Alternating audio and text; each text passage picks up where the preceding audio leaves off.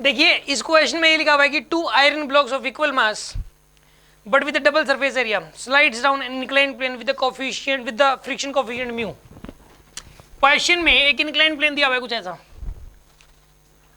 कुछ भी होगा, एंगल ऑफ इंक्लिनेशन थीटा मान लो, थीटा है, ठीक है। एक ब्लॉक तो ऐसे है और एक ब्लॉक ऐसे है, ठीक है। इसका मास भी एम है और इसका मास भी एम है। इसका सरफेस एरिया जो है, जो टच में है ना, ये वाला एरिया ज्यादा है, इसका डबल है सरफेस एरिया, इसने बोला डबल है, डबल सरफेस एरिया है। मतलब इसका एरिया अगर इसके टच में, इंक्लाइन प्लेन के टच में ए का एरिया टच है, तो इसका कितना एरिया टच है, 2a का एरिया टच है।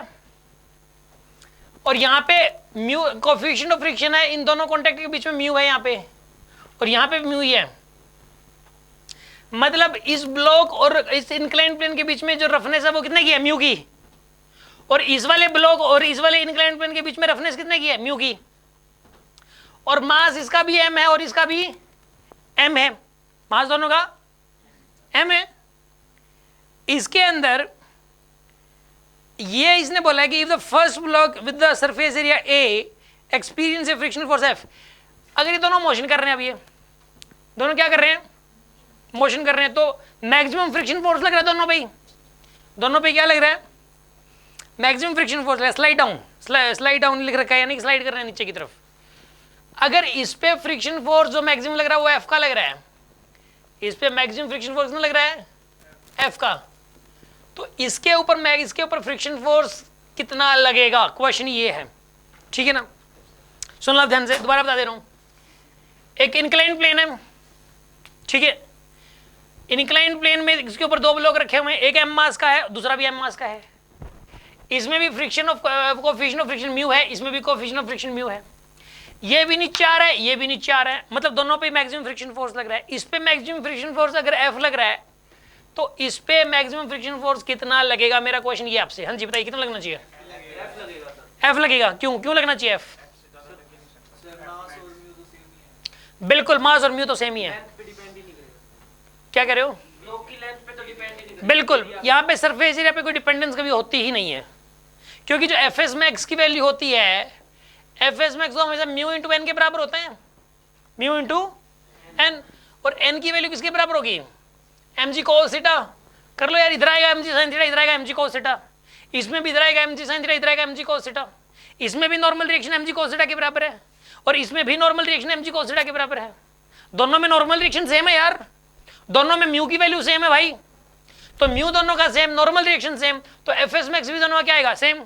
मैंने आपको ये कब कहा कि एफ एस मैक्स निकालने के लिए आप एरिया भी देखा करो, सरफेस एरिया देखा करो जो कितना कॉन्टेक्ट में है। मैंने कभी कहा आपको? कभी कहीं लिखा हुआ नहीं मिलेगा कि सरफेस एरिया पे डिपेंड ही नहीं करता कभी भी। कहने का मतलब फ्रिक्शन दोनों में बराबर लगेगा। अब देखो पेपर में एक बार एक क्वेश्चन आया कि भाई एक ब्लॉक था ऐसा, इसका ये ऐसा ब्लॉक, इसका सरफेस एरिया ये वाला तो ज्यादा है और ये वाला सरफेस एरिया कम है। देखो ये वाला एरिया क्या है, ज्यादा, ये वाला एरिया क्या है, कम है। इस शेप का ब्लॉक था। अब यहां पे देखो, एक तो ये सरफेस एरिया इधर भी लकड़ी का बना हुआ है, इधर से भी लकड़ी का बना हुआ है।